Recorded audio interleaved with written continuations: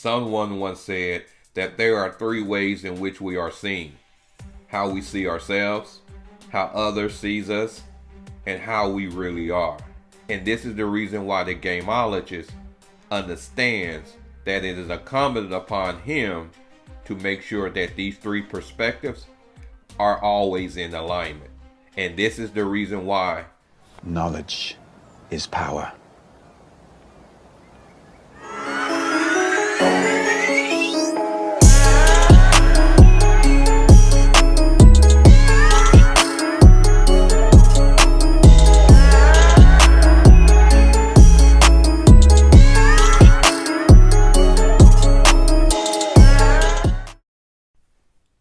Checkmate. Welcome to another episode of the Chronicles of Gameology, where it's understood that the concept of game is both an art as well as a science. I'm your host, Neil K. Marcellus. Straight off the bat, by the thumbnail, I'm assuming that there's two pressing questions that need to be answered. First question: how exactly is opportunity squandered by having a dysfunctional mouthpiece? Now, some of you might be thinking, what in the hell is a mouthpiece? Good question. Anytime when a gameologist refer to the term mouthpiece, basically they are implying for one to be or having the ability to be persuasive. Now, question number two: why having a thorough mouthpiece is the key that unlocks the door to all success in dealing with all relationships, regardless if the relationship is financial, casual, intimate, etc. While I'm here, let me dispel a myth that is propagated about the concept of game, and that is it only geared towards, or having a mouthpiece is only geared towards picking up women. That concept comes from a game goofy square perspective, because from a authentic street perspective, having a mouthpiece plays into all types of relationships. Point of clarity: when I refer to the concept or the term street, I'm using the term to imply something authentic and something grassroots. Now, let me deal with question number two first, which is why having a thorough mouthpiece unlocks the door to success for all relationships. Anytime when you have a point of view and you want that point of view to be based upon something ironclad and concise, it is best to tether it to one of three enormous and indisputable concepts of truth that encompasses our whole reality. Now, let me unpack that. But also, I need you to put on some scuba gear because it's about to get deep. I'm going to use one of those three indisputable concept of truth, but I'm going to use the smallest one. So stay with me. About 250 to 300,000 years ago, modern humans came on the scene. With the combination of linguistics and a different social protocol for behavior, this was the emphasis that sparked the necessity for humans to be persuasive. And why having a persuasive mouthpiece is the key to all successful interactions. Now hold on, stay with me now. I'm going someplace with this. That time period I just mentioned, dealing with modern humans, around about this particular time, this is when we was moving exclusively from a more hunter-gatherers type of existence, more or less, to a pastoralist, if you will. Next, it must be understood that this pastoralist type of existence led to the onslaught of large communities and eventually large cities. And this brought about a shitload of problems, which is one of the reasons why we have religion. But I digress, that's a totally different show. But problems, just think of problems as being resistance. But back to the point of how this time period and the need for persuasion has a correlation. Peep game. At the heart of all human interactions is courtesy. So during that time of being pastoralists, living in large communities, there was a need to have a preponderance of courtesy type interactions versus strife and conflict. Don't get me wrong. Strife and conflict happen on a large scale. But fast forwarding it to today, your interactions that you had yesterday, the interactions that you had or will have tomorrow, and the interactions that you had today was based upon you being or you exhibiting cooperative body language, cooperative phrases, things of this nature. That is the essence of being persuasive, or the need to be persuasive. Because in order to be persuasive, talking about everything being equal, you use this type of courtesy type of maneuvering in order to convey what you're trying to get across. So this concept of game being this hard edge, smack you in the face type of presenting yourself is game goofy, because game is all about having swag, having a type of style about yourself, if you will. Going back to the concept of how courtesy and persuasion tie in. In fact, when we get right down to it, every time you communicate with somebody, you are intending, consciously or not, to persuade them on some level.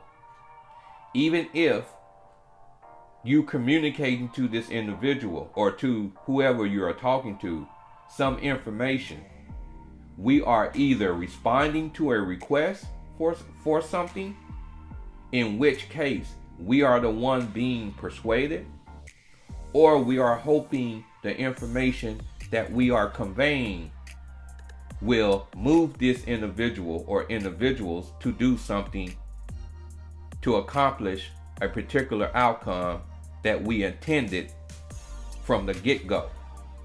So persuading and courtesy is a necessity if you want to interact and interact successfully. Now you understand how I'm tying in the necessity of being or having a mouthpiece and the ability in order to maneuver on the chessboard of life without running into fouls and penalties, so to speak. Now, that's checkmate. As to answering that second question and making the correlations, oh yeah, that's checkmate. With that being said, let's move on to the first question I proposed at the beginning of this video, which was, how exactly is opportunities squandered by a dysfunctional mouthpiece? There's many dysfunctions that I can highlight. Instead of addressing one particular trait, which I will do towards the end of this video, let me shed light on the stage which is set by this particular concept referred to as the zero tolerance effect. Anytime when we are engaging into intentional conversation, as I already have established, we are in persuasive mode. When all parties involved, needs and wants, happen to move in two opposite directions, this is when you have the zero tolerance effect. And for a lot of men, they have no clue when this have taken place. And so they will invest time into situations where the proper response is to sever it and move on to more greener fields, so to speak.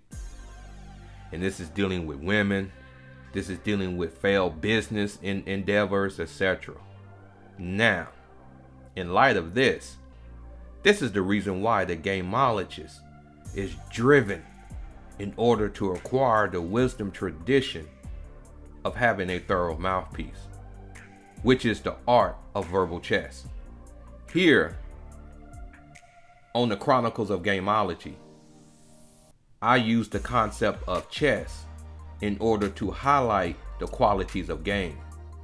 Because just like in chess, as well in the concept of using gameology, you must think on multiple dimensions.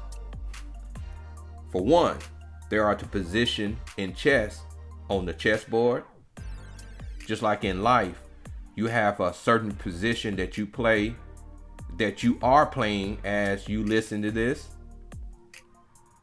The position you're calculating in your head, basically forethought, having ability to think or look around the corner to see things transpiring before they physically occur, and thinking in terms of what's the end goal, what's the outcome. So just like in chess, as well as in gameology, you must think on multiple dimensions. So the concept of chess and the concept of gameology shakes hands. When you look at the concept of verbal chess, each piece symbolizes a body of knowledge that a gameologist acquires in order to assure their capabilities of delivering a proper mouthpiece. The concept of the king when it comes to the game of chess is the king is the most important piece, but not the most powerful. This speaks to priority. So the body of knowledge that's behind the king when it comes to verbal chess is understanding different mental states, because your mental state must adapt to the situations that you are presented with. Just like I described to you earlier about the zero tolerance effect. The ability to recognize that is predicated on the individual's mental state. Earlier, I spoke about how particular traits I will highlight. One particular trait that I would bring to your attention, and this falls in the category that help fuel the situation of a zero tolerance effect, is what you refer to as a tag question. Simply put, anytime when you make a statement and you add a question at the end of it, that is what you refer to as a tag question. Let me give you an example. I'm out with some partners and we're enjoying one of our night spots here in my local city or in my city. In the course of the night, I get a number from a nice young lady, and I make this statement: I'm going to call you. You're going to answer, right? That basically is a tag question. And the reason why the art of verbal chess frowns upon that, because that sentiment implies uncertainty. It implies that my credibility is standing on wobbling legs, so to speak.